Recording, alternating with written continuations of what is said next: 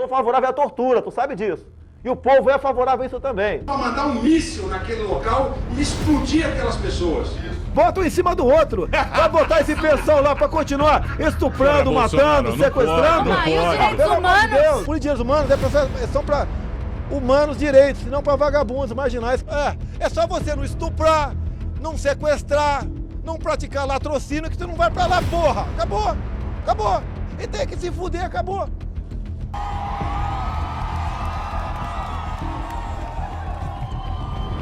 Vamos fuzilar a petralhada aqui do Acre! Eu acho que essa polícia militar do Brasil tinha que matar mais. Violência se combate com violência. O estado do Rio de Janeiro apresenta índices alarmantes de violações de direitos humanos promovidas por policiais. Os últimos 4 anos foram ainda mais violentos do que o período anterior. Mas hoje não falaremos diretamente das vítimas incontestáveis de uma política de segurança de morte, mas daqueles que sofrem, sentem medo e matam, porque são braço armado de um Estado que manda matar. Ser policial no Rio de Janeiro, hoje, é sair de casa e você sentir o medo com uma presença que você toca, física. E isso é insuportável.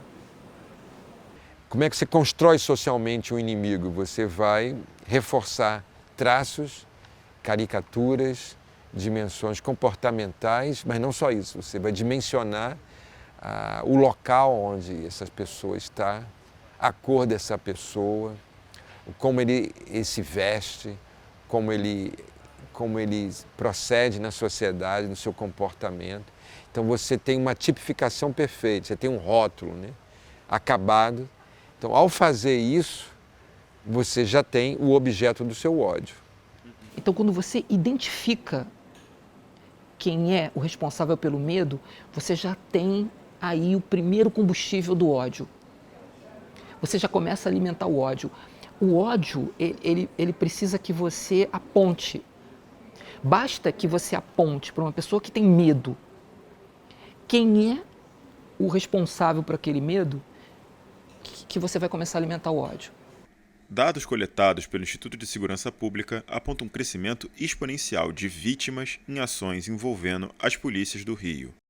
Entre os anos de 2015 e 2018, 4.231 pessoas morreram em operações envolvendo a polícia. Já no período em que Bolsonaro foi presidente do país, esse número salta. Foram 5.745 mortes decorrentes de ações policiais, um aumento de quase 36%. Essa dimensão do discurso de ódio, ela vai potencializar esse confronto contra o seu inimigo. E a segurança pública é aquela que tem lugar de fala, né? De quem é o meu inimigo, né? Quem é o seu inimigo, quem é o que vai te produzir sofrimento para você. E antes que ele produza o sofrimento em você, nós vamos... Aí o discurso deles é: nós vamos neutralizar. Ibis Pereira da Silva foi policial militar por 33 anos. Chegou ao posto máximo de coronel e foi comandante-geral da PM do Rio de Janeiro. Você imagina um jovem de 20 e poucos anos dentro de um caveirão, numa favela do Rio de Janeiro, 2 horas da manhã, esperando a porta abrir, né? Recebendo um monte de tiro na lataria da viatura, esperando a porta abrir para ele desembarcar. Você imagina o que isso é capaz de fazer numa subjetividade, numa humanidade, a que essa experiência é capaz de reduzir a humanidade de uma pessoa. E uma das coisas que também aprendi no trabalho de campo foi ver o quanto que esse policial que adoece, nem sabe que adoece e ainda se esconde para garantir a sua sobrevivência através do bico, né, através dos bicos oficiais, né, que existem hoje, e ele acha que ele tem que fazer. E às vezes não reconhece, às vezes não, a maior parte do tempo, ele não reconhece que ele tem que buscar ajuda. A primeira coisa do ser humano é admitir. Admitir que eu tenho um problema. Eu não quero admitir isso porque eu sou forte. É aí que entra o problema todo. Aí começa a acarretar, bola de neve, a lixeira, e começa. Aí, quando vai ver, já desandou de vez. Cláudio Menditti é médico psiquiatra e atua há 17 anos na Baixada Fluminense. Nos últimos anos, passou a dedicar sua atenção a policiais que preferem atendimento fora da corporação militar. Eles têm um hospital da Polícia Militar, mas nem sempre eles se sentem confortáveis em buscar ajuda dentro da própria corporação. E claro, até mesmo pela ética que existe no atendimento médico, eles acabam procurando sim fora. Talvez até para que se sintam um pouco mais à vontade para falar. Porque o policial ele se sente incompreendido, ele se sente participante de uma guerra na qual ele está sozinho e ninguém compreende. Isso cria uma instituição que fala consigo mesma, que tem dificuldade de falar para fora, como também tem dificuldade de ouvir as críticas. Se essa lixeira não esvaziar, tem colegas já que geram esquizofrenia paranoide, geram esquizofrenia comum, pode gerar diversos fatores, ideal suicida, né? São esses, da TAG principalmente, né? Que é transtorno da ansiedade generalizada, que isso pode até causar um infarto no miocárdio, assim, de uma hora para outra, porque aquilo comprime seu peito de uma forma, a ansiedade. Né? Você começa a chorar, você fica inquieto, a ansiedade é uma coisa terrível, que muita gente não leva isso a sério, a depressão também é uma coisa muito séria. Quando um policial começa a se isolar muito, né, é onde começa o problema.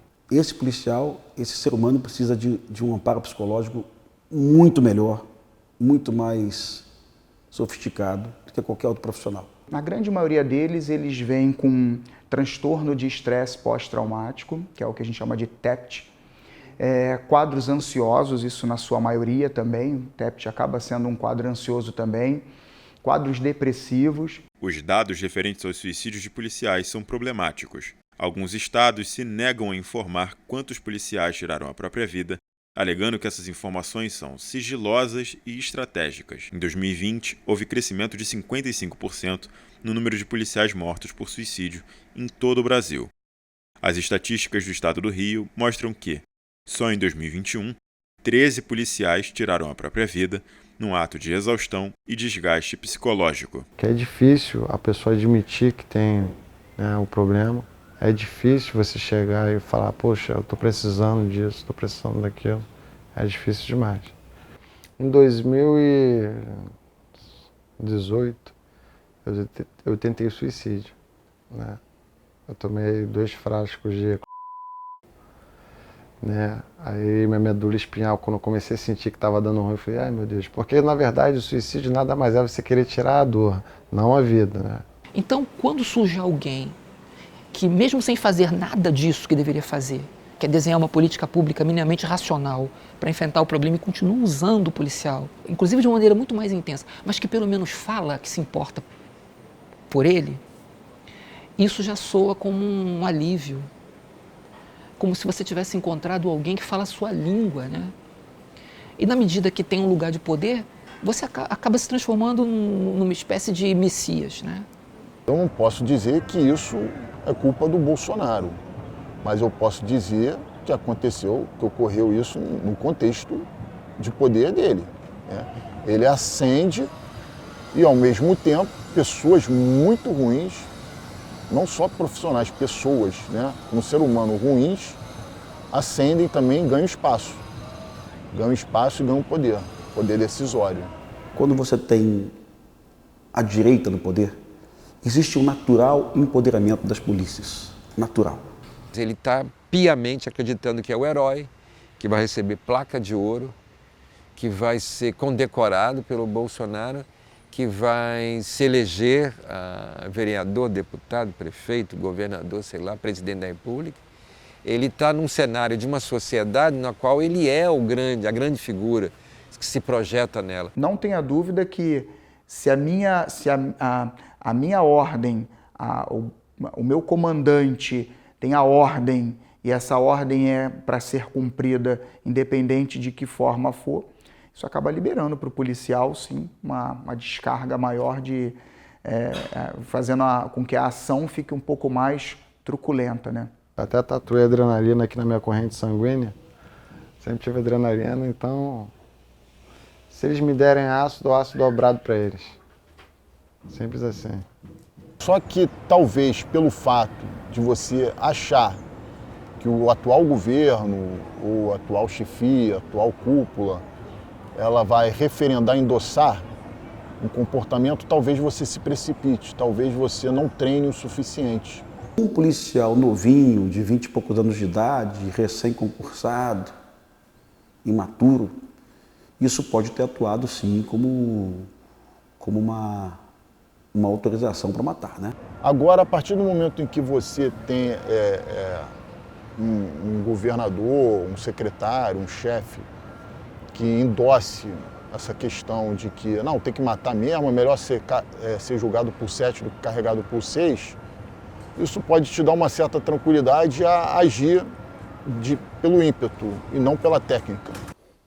No entanto, acho um absurdo, independente do contexto, de que forma foi retirado, um governador do estado falar só na cabecinha. Isso eu acho um absurdo. Tá? Muita gente vai falar assim, não, mas era um contexto. Não, esquece isso. O governador não pode falar sobre isso, porque realmente lá na ponta o policial vai pensar, meu governador está do meu lado, e não está porra nenhuma, porque o Ministério Público não quer nem saber se o governador autorizou ou não. E eu duvido que algum policial tenha dito no banco dos réus, olha, eu matei porque o governador falou só na cabecinha. Eu diria para esses policiais é o que eu sempre disse, não se deixem capturar por esse discurso, porque no fundo quem emprega esse discurso despreza você. Despreza. Não tem o menor respeito por você e nem tem nenhum tipo de sentimento. Se você morrer amanhã, ele vai entregar a bandeira para sua esposa. E depois ela vai ficar abandonada como pensionista. Em pouco tempo vai estar ganhando uma miséria. Não tem respeito pelos seus filhos, porque eles não vão ter nenhum tipo de amparo.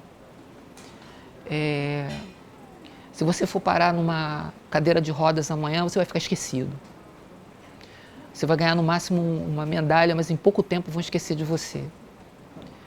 Então, em respeito a você mesmo, seja mais crítico, pense e atue dentro da lei. Você tem que ser leal à Constituição, não cumpra ordens absurdas. Você é um agente que existe a serviço da promoção do Estado Democrático de Direito. Não há solução fácil ou rápida. Apesar de tudo, respiramos hoje melhor do que ontem. E essa é a notícia boa. O escritor moçambicano Mia Couto traduziu de forma poética essa política de medo e ódio que desafia as nossas gerações. Há muros que separam nações. Há muros que dividem pobres e ricos. Mas não há hoje no mundo um muro que separe os que têm medo dos que não têm. Está na hora de fazermos o dever de casa. O medo não pode ser mais o ingrediente principal das políticas de segurança pública do Brasil.